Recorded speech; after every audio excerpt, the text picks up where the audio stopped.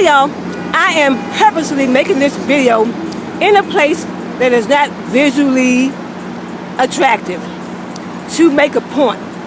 And I'm talking loud because I'm in a place where there's a lot of car traffic and horns and noise and so forth. But the point I want to make is that in the spiritual zones as well, and also in our visual viewpoints, things are not always eye candy, pleasing to our eyes. But that doesn't stop the flow of the juices of splendor and gorgeousness that reside within us. It's not so much what's on the outside as it is what's going on inside. We can visualize, even in places like this, where we don't see the flowers and the trees and the blooming, splendid creations of nature. Right here, I'm looking at a train track, where it has stones and rocks and coal and dirt. And if I move over here, it's a lot of busyness going on down there. You see all this activity going on down there. But I stand in my beauty. Wherever I am, my daddy told me, he said, wherever you are, act like you belong there. So I can manifest and be splendid and powerful in the grime and the muck and the mire. And I want to give another case in point as well. I gave it on my part one of this. I'm going to share one more case in point. I don't like to go out in public with my fingernails chipped. And either I like to have it all the way off or all the way on. That's just one of my issues. However, when I got outside today, I noticed that one of my fingernails was chipped.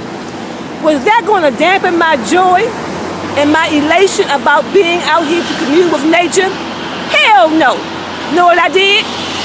I just took my finger and chipped off some more on that finger that had the chip polish. I took off a couple more chips. What the fuck? It just proves that what's going on mentally is mainly what is most vital and essential and important. So yeah, my polish is chipped, and I chipped that shit some more to drive home the point that some things shit just don't matter all the goddamn time, people. And also I wanted to modify what I said on part one, that people who are powerful get fucked with more than those who don't have power, or those who have limited power. Those who have limited power are not as much of a threat. However, I want to kind of like recognize that there are other facets to that, because I thought about it, and there are women who are getting regularly beat up by their romantic partners, so-called, and their husbands, and of course those are cowards who beat on women, because if they wanted to really prove that they had some power, they would pick on somebody that was going to give them some serious physical competition, and most women don't fit that category. You know, go out there and find Mike Tyson and fuck with someone of his stature, and try to beat up on someone of that brute force. Then I can be impressed. But if you fucking around beating on women, you are a weasel and a coward. So, and those women that don't realize their power, that's why they still hang around. Some of them are afraid to leave. And so yes, people that don't own their power, don't discover their power, and don't activate their power, do get fucked with quite often. But some of them come to realize where they need to go, and they change, and they shift, and they alter, and they get out of dodge, they bounce. Yes, they leave those situations, they leave those cowards, they leave those weasels, they leave those low-life postures. So there are possibilities that people will just grab and hold on to them. So there are powerful folks to get fucked with, and people who are not powerful to get fucked with. Those who are doing the fucking with don't know who they are.